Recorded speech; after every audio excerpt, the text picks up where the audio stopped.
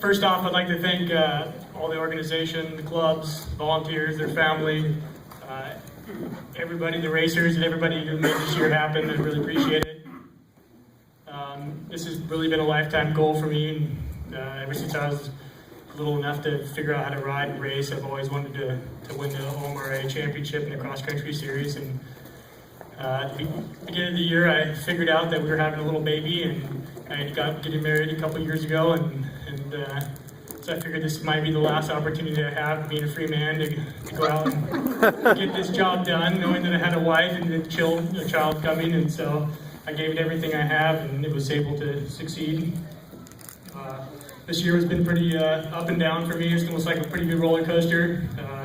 Starting out the year, I ended up second place at Eddyville, put in a hard fight to prove myself for the year, and in a practice run in China Hat early in the year, I ended up getting tangled up in a quick little ride, and ended up taking a foot peg to the back of the neck and thought I was paralyzed. It was a pretty rough ordeal. I was able to get through Starvation Ridge and to ride it out, and had a good battle with Stefan and Timber Mountain. I had a good wake-up call. Took my motorhome up there, got stuck in a mud hole about 3 hours before the race started. Backed up, yeah, right there. Thanks to them for pulling me out backwards and stacking the wood in the middle of the mud hole and unloading half my motorhome to get to the race. It was a pretty rough start of the day. I ended up with a flat tire the first day and a flat tire the next day, and found out that it ain't worth racing unless you have moose bibs. A lot of wasted money. To go on into a broken foot at China Hat ISD was another rough little ordeal for me. It was kind of a little bit of a downer at the beginning of the season, so I ended up getting worker points at the Prineville race. Fighting for my time off, and obviously dreaming, and went out to the Funky Chicken and rode my best race I thought of the season, and ended up second in the Pro 2 class and first in the OMRA, which is a pretty good battle for me, and then ended up taking it on the KX 250. I was riding a KX 450 at the beginning of the year, and switched to the KX 250 for the rest of the year, and went in the next two ISDEs. 2006 KX 250. To prove out there that you don't need a brand new bike to win the championship. All you need is a good little runner and a lot of maintenance. Cowbell wasn't one of my funnest races. I get motion sickness pretty easy, and those tight turns and ins and outs, I ended up finding myself puking over 100 times in my helmet.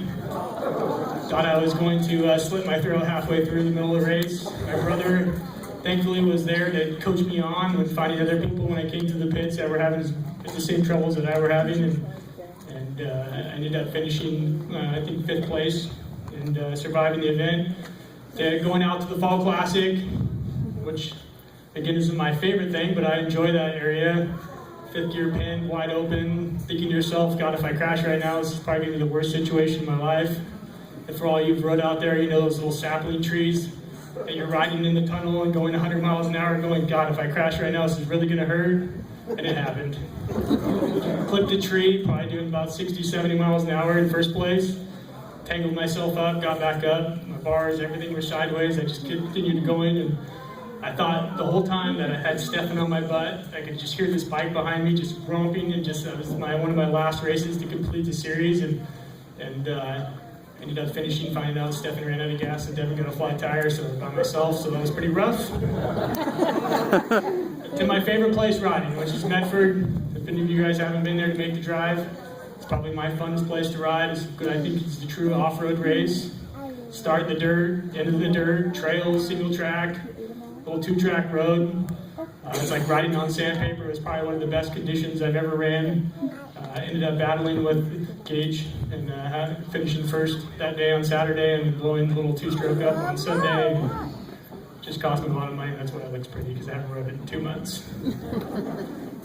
So I have a lot of people to thank for the year. First is my employer, Lever Motorsports, Dax Simonelli, who's sitting here today. He's done a lot of things for me, employed me through, what I call my factory racing career. Not too many people, I guess, get to be employed, get paid to work on their bikes on the side, helping me out with all my parts. It's really a dream come true. About the closest I'll ever be to a factory rider. ProMotion suspension, which has been on all my bikes from pretty much day one. I'm a big believer in working with your suspension person. There's probably not the best suspension out of anybody. It's all about how much work you put into it. All you guys probably realize is the factory riders out there, you know, they don't just get on the bike and ride it, they work with their suspension person. I believe that Dave's a great person to help me out with that, and my bike's wonderful this year. Steely Off-Road for building me a flywheel, which I was hoping to make to the ISDE, and I got hurt with a broken foot at the China ISDE. I wasn't able to go. He built me a custom flywheel weight for my bike, so I appreciate that. JD Jetting, setting me up with great jetting. Trail Tech for always helping me out, letting me get out back on the trail. Parts Unlimited for supplying all my parts. Western Power Sports, Liette for pretty much saving my life. I mean, I know that when I went down, I probably didn't think of it at the time, but when I got done, that probably really did save my life. And, you know, it's a pretty nice ordeal. The IMS is supplying my gas tank, and then Bridgestone tires are giving me confidence. I have to buy them just like anybody else, but I'm a big believer in Bridgestone tires. Try to sell them to all you guys.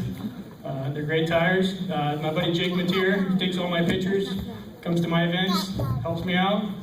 Dick Beardsley for fixing my bike. I call Mr. Fix-It because anytime I break something 2 days before I leave, he's always able to fix it, get me back on the trail. Speaking to him, he was the person that I crashed with at the